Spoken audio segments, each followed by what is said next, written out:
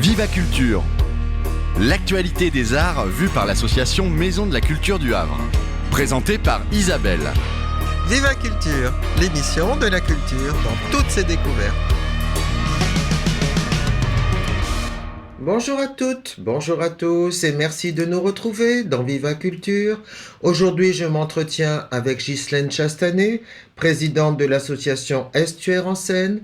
Elle nous présente la dernière édition, la 30e édition de son festival de théâtre amateur, le 6, 7 et 8 octobre. Ensuite, Corinne Saunier analyse pour nous le film Yannick de Quentin Dupieux dans l'Instant Ciné. Ghislaine Chastanet, bonjour. Bonjour Isabelle. Alors, vous êtes présidente de l'association Estuaire en Seine et surtout fondatrice d'un festival de théâtre amateur qui va avoir lieu pour sa 30e édition bientôt. Alors, festival de théâtre amateur, oui, c'est comme ça qu'il est né. Mais depuis quelques années, on a eu envie de mélanger théâtre professionnel et théâtre amateur. Et je vous assure, ça donne une très belle sauce. C'est très très bien. Tout le monde est heureux, que ce soit les professionnels comme les amateurs. Alors, rappelons les dates. Alors, les dates, ce sera les vendredis 6, samedi 7 et dimanche 8 octobre. Voilà, donc vous proposez encore une grande variété de spectacles. À une très belle variété qui va du théâtre classique au grand classique comme au théâtre contemporain, puisque nous avons Shakespeare, Molière, Jean Genet, Joël Pomera, vraiment tout ce qu'on peut aimer voir sur scène. Oui, alors j'ai remarqué qu'à chaque édition, vous avez énormément de public, en particulier des fidèles qui attendent avec impatience le festival pour se retrouver. C'est au Petit Théâtre toujours. Toujours au Petit Théâtre. Et je peux vous dire qu'on a un public fidèle et cette année, même pour la 30e et dernière édition, on a eu le désir de faire une séance scolaire et la séance scolaire est déjà pleine. Donc parmi les professeurs qui sont assidus, qui connaissent la qualité de nos spectacles. Oui, vous dites dernière édition ? Dernière édition, oui, 30e, 30 ans. C'est un gros travail, il faut savoir passer la main. J'ai essayé il y a 5 ans, j'ai dit je voulais partir. Personne n'a eu envie de le reprendre. Et c'est vraiment très dommage parce que je pense que le spectacle vivant, c'est quelque chose d'essentiel dans nos vies. Mais complètement. Mais pourtant, c'est un travail d'équipe.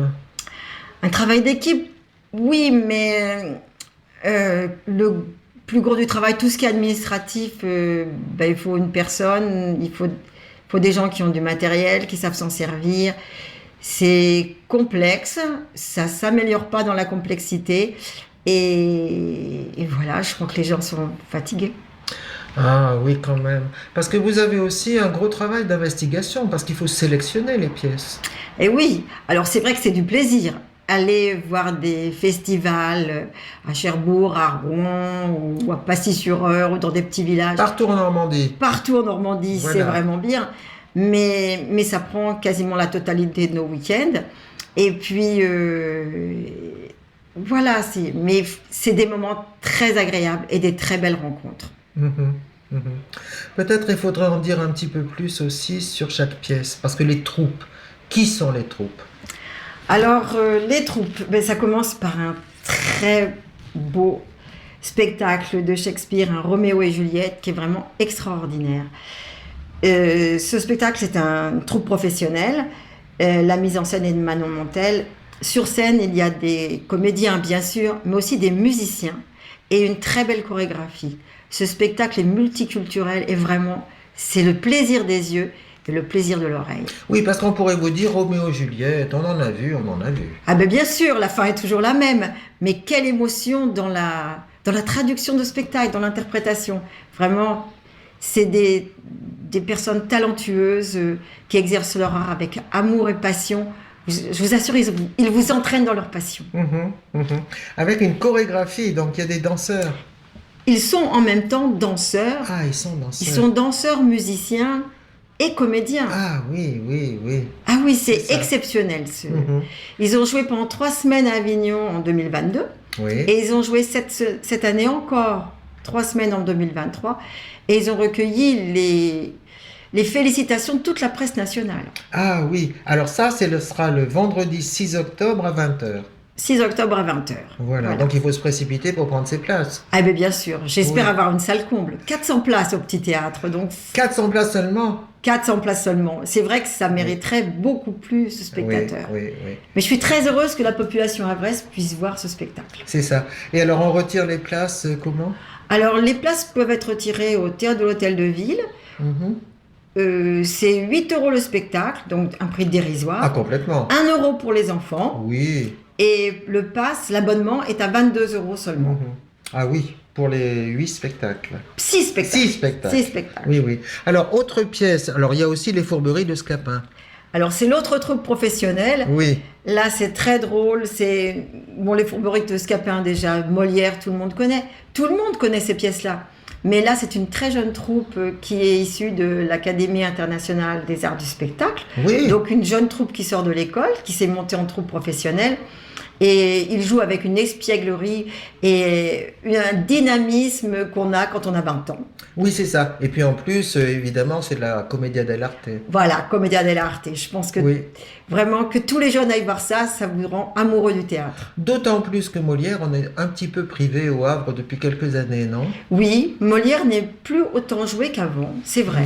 Un peu partout, un peu partout. Ah oui, oui, oui. Là, vous l'avez découvert à Avignon également? À Avignon, et c'est une mise en scène d'Anuta Zarik et de Carlo Bozo. Carlo Bozo que beaucoup de gens connaissent au Oui, Havre. on connaît. Oui, Oui, oui, oui, oui, oui. oui, oui.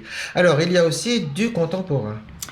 Il y a du contemporain, donc nous avons le plaisir, mais vraiment un grand plaisir, de présenter Variations énigmatiques, parce qu'au mois de juillet, on a eu un refus de l'auteur qui avait réservé ses droits à une troupe, à une troupe professionnelle. Et il nous a donné, il y a seulement une dizaine de jours, la dernière autorisation exceptionnelle de présenter ce spectacle. Alors, il faut préciser qu'il s'agit d'Éric Emmanuel Schmitt. Éric Emmanuel Schmitt, voilà. Oui, donc, eh bien, nous n'aurons plus le plaisir de voir Variations énigmatiques, sauf par la troupe qui a l'exclusivité, dont je tairai le nom, bien évidemment. Ah oui, oui, oui, oui. Oui, oui, ça, ce sera samedi. C'est une très belle histoire. Samedi à 17h. Voilà. Voilà. Et les Fourberies de Scapin, c'était à 20h. C'était le samedi. Voilà. Et alors, qu'est-ce qu'on a encore dans le contemporain? Eh ben, c'est pas dans le contemporain, Non. mais c'est très drôle. Ah, On ne se regardait pas, c'est une troupe de Cherbourg. oui. Alors, ils présentent ça comme des vieilles légendes du Cotentin. Mhm. Et c'est très amusant parce que nous avons les mêmes. Ça pourrait être des très vieilles légendes cauchoises. Nous avons exactement les mêmes histoires. Mais oui. Tout se ressemble. Tout. Oui. C'est comme des troubadours. Ils racontent des histoires. Et c'est très sympa, très bien interprété. Ah, c'est ça. Oui, c'est très amusant. Les légendes sont très drôles. Ah oui, oui, oui. Et ça tient le choc de la scène. Ça tient le choc de la scène. Ah oui, Oui, oui, c'est ça. Ils vous emmèneront dans leurs histoires. Ah voilà. Alors, il y a aussi, évidemment, alors un texte difficile quand même, Jean Genet, Les Bonnes. À Jean Genet, c'est vrai que c'est pas un auteur facile. Ça, c'est vrai. Mais il y a une telle interprétation. C'est vrai. Ah, Ouais. c'est le théâtre de l'impossible déjà. Mhm. Donc, au Havre, nous savons que le théâtre de l'impossible, c'est un théâtre de qualité, comme plusieurs troupes havraises d'ailleurs. Mhm. Mais nous avons souvent travaillé avec le théâtre de l'impossible. Mhm. Et il me semblait important qu'il soit encore cette année Oui. dans le festival. Je crois me souvenir que le Théâtre de l'Impossible a remporté des prix Oui, au Festival National. le Festival à National Tours. de Tours. Oui. Ils ont eu la tour d'or, la tour d'argent, la tour de bronze, ils ont eu toutes les tours. Voilà. Et toutes les troupes avaient peur quand le théâtre de l'impossible Oui. venait parce qu'ils savaient que la tour serait raflée par le théâtre de l'impossible. Oui, oui. Pierre Rio, vous vouliez intervenir à propos du Théâtre de l'Impossible. Non, Et à pas propos des bonnes. Non, vous avez bien résumé la situation, c'est super, mais c'est vrai que c'est la troupe havraise du festival et que c'est aussi un clin d'œil à cette troupe que l'on donne là, parce que ça a été des compagnons de travail depuis le début pour C'est vrai. le festival Histoire en scène. C'est vrai. Donc c'est important pour nous qu'ils soient de nouveau là Oui. Oui, pour notre Oui. dernière. Oui, c'est ça. Leur premier spectacle, c'était pas une pièce de copie. un Eva Perón ou quelque Oui, chose comme Eva ça. Perón. Oui, c'est Il me possible. semble. Hein. Ou Gvesh. Je m'en sais souviens plus. encore. Ouais, ouais. Et Eva Ouais. Perón avant. Oui, Ah oui, oui, ah oui. oui. Et ils avaient eu Ils avaient eu une tour, tour, ouais. d'or peut-être. Ouais. Oui. Ah oui, ils ont- Ah oui, ouais, oui, ouais. oui. Et en vous- plus, ils ont eu la malchance de faire cette pièce, de vouloir la présenter au moment du Covid. Ah oui. Donc c'est une pièce qui s'est arrêtée. Elle est née et pouf, c'est fini. Donc ah oui, ça c'est dommage. c'était dommage que la population havraise ne puisse pas la voir. Oui, Donc bien sûr. je pense que c'est aussi l'occasion pour eux de présenter cette pièce Mais à la complètement. population havraise. Oui, bien sûr. Et enfin, on a un Pinocchio d'après Voilà. Joël Pomera. Alors ça c'est drôle aussi parce que quand on a vu cette pièce, c'est dans un tout petit village de l'Eure qu'on ne connaissait pas. Et en fait, Benjamin Brou qui met en scène, c'est un mordu du théâtre, il fait les mois de Molière à Versailles, c'est vraiment quelqu'un de très talentueux.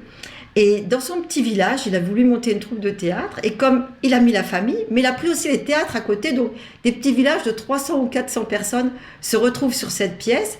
C'est très bien joué. Il a écrit lui-même quelque chose avec l'accord de Joël Pomera, et il a essayé de la présenter pour en faire aussi un spectacle pour enfants, parce que Joël Pomera, on peut se dire, c'est pour adultes, mais non, il a voulu que les familles soient là, et vraiment, c'est une belle mayonnaise. Oui, oui. Oui, parce que Joël Pomera, on a vu récemment un Cendrillon, on a vu aussi au CDN de Rouen des contes ou des légendes. Qu'est-ce que c'était? Une histoire de robot qui était tout à fait drôle et intelligente. Donc, on le suit un petit peu ici Voilà, au ouais, Havre. Oui. C'est pour ça que ça m'a amusé de les présenter, et cette histoire m'a beaucoup amusé. Alors, c'est un conte qui est repris, qui est Oui, c'est- adapté, voilà, actualisé, c'est ça? actualisé, et il est adapté pour que tout le monde s'y retrouve. Et moi, j'ai vu des enfants de 5-6 ans devant moi, alors parfois s'ennuyer un peu, mais en fait, les enfants ne s'ennuient pas. Mais ils rient beaucoup, et ils interviennent, ils répondent. Ah oui, J'ai oui, trouvé oui. ça super. Ah oui, oui. C'est un beau spectacle de fin de festival. Donc, il faut y aller en famille. Il faut y aller en famille. Voilà, c'est ça. Eh bien, on va bien le dire. Oui, oui. Alors, Pierre Rio, c'est vous qui avez fait l'affiche comme d'habitude. Oui, oui. Alors, parlez-nous de cette affiche. Elle est encore assez saisissante, comme d'habitude. C'est une affiche qui correspond en fait à un des spectacles de l'an dernier. Je n'utilise pas pour l'affiche un spectacle qui va passer dans le festival, ça serait pas très juste. Donc j'utilise un des moments forts du festival 2022. Oui, oui, oui. Alors, seul ennui de cette affiche, c'est que elle représente un clown, ce qui est un genre un petit peu particulier de théâtre. Évidemment, le Festival Estur en scène n'est pas un festival de clowns. Oui, C'est Ah bien oui, du c'est théâtre oui, sous toutes ses formes. c'est ça, c'est vrai. C'est vrai. Mais l'avantage de l'affiche, c'est ses couleurs. Elle a beaucoup Oui. de couleurs. Et elle est vivante, et il y a un regard C'est ça. qui interroge énormément et qui devrait faire vibrer les gens quand ils verront le flyer. Exactement. Mais vous faites bien de dire que ce n'est pas une pièce, enfin une affiche issue d'une pièce actuelle, parce que il y a une compétition, il faut le rappeler. C'est pas vraiment une compétition, il y a un prix du public. Donc, c'est le coup de cœur du public, et le public adore avoir ce papier pour voter. Les gens se précipitent, je veux mon papier pour voter. Oui. Et donc, il y a un prix du public qui est décerné par la ville du Havre. Mhm. Et on a, oui, je voulais le dire, on a quand même des dons privés qui sont importants.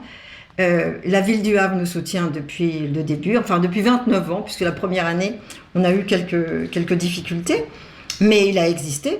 Et la ville du Havre nous suit, le département aussi. Cette année, j'espère que la région va nous suivre, puisqu'on a un spectacle scolaire Oui, oui. et 2 spectacles qui sont ouverts par le site du rectorat. Enfin, on espère aussi avoir des accords, puisque c'est pas encore finalisé. Et il y a donc surtout un particulier qui nous suit depuis le début, c'est la Galerne. Ah oui. Voilà, la Galerne nous donne des prix tous les ans pour le festival. Oui. Et il y a aussi Pneu Bête Scène, Hmm. quelqu'un qui ne fait pas de théâtre, qui ne va pas au théâtre, mais qui pense que le théâtre doit vivre, et qui me donne depuis des années une subvention conséquente. Ah, bravo. Voilà. Oui, effectivement. Et est-ce que vous avez toujours un jury? Non, c'est Non. juste le prix coup de cœur C'est le prix coup de cœur. de Oui. public, c'est tout. Oui, oui. D'ailleurs, j'imagine que le coup de cœur est un critère de sélection de vos pièces. Voilà. Oui. On est toujours sur la même base, Oui. le coup de cœur, Oui. les émotions. Alors, pas seulement, peut-être. Non, pas seulement. Déjà, quand on arrive sur scène, la première chose qu'on voit, c'est le décor. Mhm. Si le décor n'est pas à la hauteur, c'est un point négatif. Alors là, soit les comédiens vous emmènent, soit Oui. ils ne vous emmènent pas. Ah, S'ils ne nous emmènent pas, on peut dire que voilà, on attend. aïe, Voilà, c'est on difficile. essaye de passer un bon moment quand même. Oui. Et des fois, ils nous emmènent complètement et le décor, on n'y pense plus du tout. On n'y Oui, pense plus. oui, oui. Mais bon, en principe, Mm. c'est une image quand même qui reste gravée dans nos mémoires. Ah oui. Mais Ah oui. vraiment, mais on voit beaucoup de théâtres amateurs de grande qualité. Vraiment. Oui. Est-ce que vous diriez, par exemple, que les comédiens amateurs ont une sorte d'énergie, une sorte de joie à jouer? Ils donnent tout. Ah Est-ce oui, que vous ils donnent diriez tout. ça? Oui, ah oui, complètement. Oui. C'est une passion. Ah oui. Oui, oui. Ils Oui, jouent oui. passionnément. Oui, c'est ça. Vraiment. Et maintenant, il y a beaucoup de formations quand même pour le théâtre amateur. Mhm. Tu vois, je suis adhérente à la FNCTA, c'est la Fédération nationale du théâtre amateur. Et en Normandie, on a accès vraiment sur la formation. Il y a des formations à des prix dérisoires de grands metteurs en scène, de grands comédiens. Et vraiment, les gens cherchent à s'améliorer. Mhm. Oui, oui, oui. Eh bien, on va être très heureux de découvrir tout ça. Et oui. Un grand merci, parce qu'en plus, si c'est la dernière édition, on va être triste. Oui, je pense que ça va manquer. Oui. Oui. Plus il y a de spectacles vivants, plus je pense que les gens sont heureux. Bien Voilà. sûr, bien sûr. Surtout, peut-être que le public n'est pas tout à fait le même qu'au théâtre de l'Hôtel de Ville ou qu'au Volcan ou au Bain-Douche. Non, il y a peut-être aussi cette ambiance conviviale du festival qui apporte quelque chose. Et les échanges qu'on a après les pièces, les gens restent après les pièces et discutent. Et ça, je crois que c'est vraiment très important. Du coup, ils reviennent, ils ont envie de repousser la porte pour revenir voir autre chose. Ah oui, oui, oui. Je pense que la convivialité apporte quelque C'est chose ça. de plus. Oui, oui, oui, effectivement. Le hall du petit théâtre est toujours plein. Toujours plein, voilà. Accessible, bien sûr. Oui. On boit un coup, on Voilà. échange, on retrouve des vieilles connaissances. On Exactement. peut croiser les artistes et leur parler. Voilà. Ah oui, oui, c'est très important. C'est très important. Oui, oui, Ouais, c'est ouais. ça. Le théâtre parmi nous. Voilà. Voilà. Eh bien, Ghislaine Chastanet, un grand, grand merci. Bah, merci Isabelle. Bon festival. Merci. À bientôt.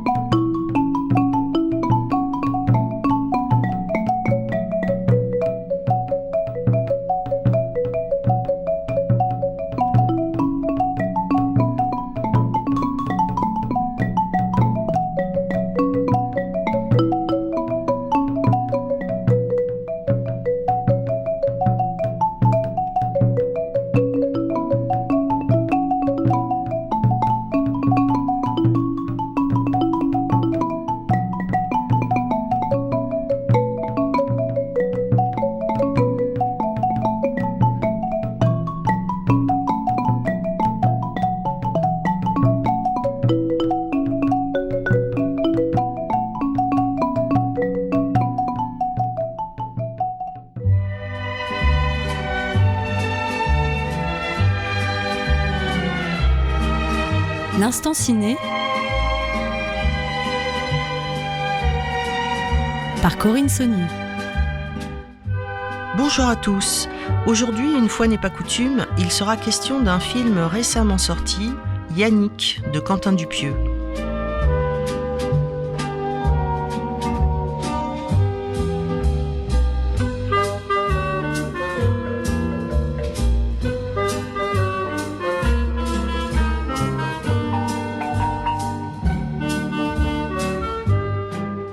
Le mec, il me pique ma femme et il faut que je sois sympa. Oui, sois sympa. Il a chopé une bactérie épouvantable quand il faisait un safari au Kenya. Mais tu veux que je me suicide? C'est pas possible. Et c'est quoi la suite du programme? Tu vas m'annoncer que t'es enceinte? Ouais. Pardon, je pense qu'il y a un pépin dans votre histoire. J'ai du mal à accepter qu'un spectacle qui s'est censé me remonter le moral, ça me fait l'effet inverse. Hein, Non mais je pense que vous n'êtes pas du tout en train de vous rendre compte, monsieur, mais en fait là, ça se fait pas du tout ce que vous faites en fait. Vous écoutez ce que je raconte?